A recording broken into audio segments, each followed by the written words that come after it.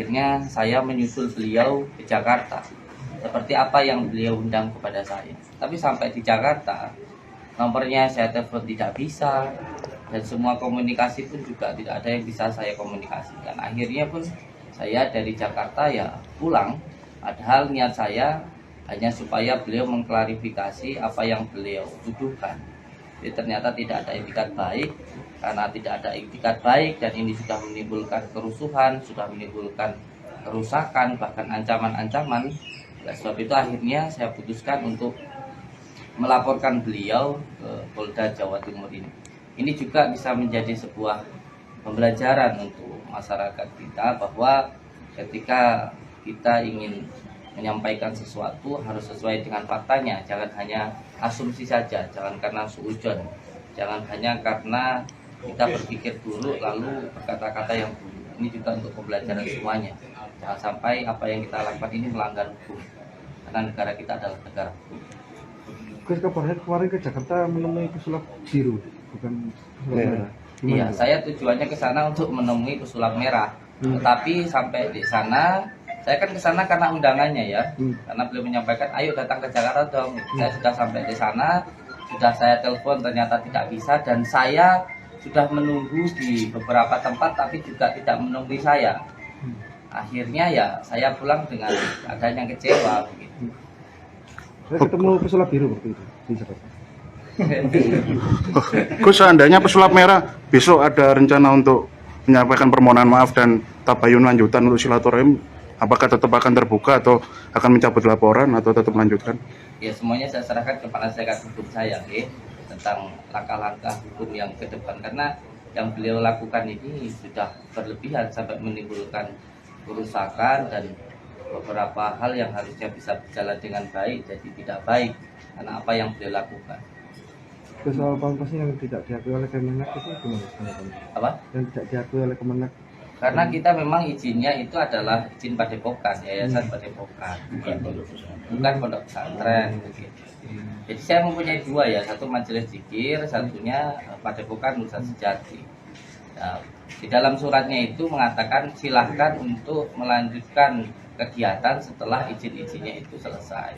Dan izin yang kita kurang itu sebenarnya IMB, izin mendirikan bangunan, tidak ada hubungannya dengan pengobatan maupun padepokan. Dan IMB itu tidak disentuh, tidak dikoreksi oleh pemerintah. Belum. Jadi makanya di surat itu tidak disentuh sama sekali.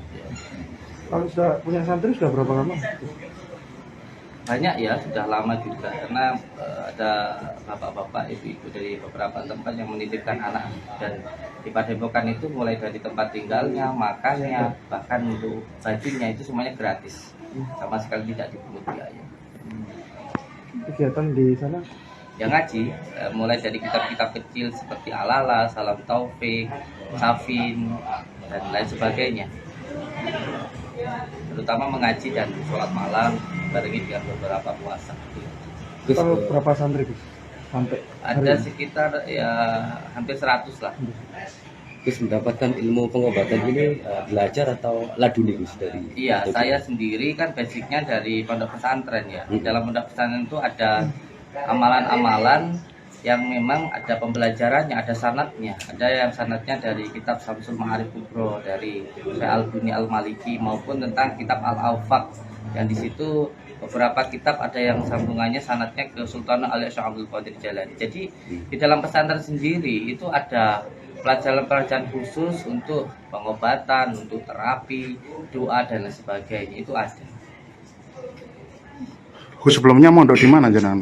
Izin ngapunten. Saya pernah ikut Abah Syuti Al-Ghazali dulu, pernah juga di Pondok Al-Janatu Darul Mawa, dan yang paling lama ya di tempat Abah Syuti Al-Ghazali. Gus, akibat peristiwa ini kan sempat diundang beberapa stasiun televisi, Gus. Ya. Apa aja yang disampaikan saat acara itu, Gus? Ya semuanya ya klarifikasi lah tentang keadaan yang saat ini terjadi, karena memang saat ini yang menjadi korban itu saya gitu. Orang menuduh tetapi tidak bisa membuktikan, jadi kita pun juga harus fair. Siapa yang menuduh itu harus bisa membuktikan. Bagaimana ketika dengan dituduh mencuri, itu yang menuduh harus bisa membuktikan di mana kejadiannya, siapa orangnya, mana alat buktinya dan sebagainya. Jangan hanya menuduh saja. Dan ini karena besarnya opini di masyarakat dari media sosial ini, sehingga seolah-olah panjenengan yang dituduh itu benar-benar melakukan, kan begitu. Padahal tidak ada pembuktian. Makanya mau kita buktikan nanti di pengadilan. Karena kita temui secara baik-baik, itu pun juga tidak diterima. Oke, cukup. Terima kasih, Ya. Gus. Oke. Ya. Bisa ditunggu ya. Kalau ini biar apa lebih akurat. Oke. Hasil pemeriksaan.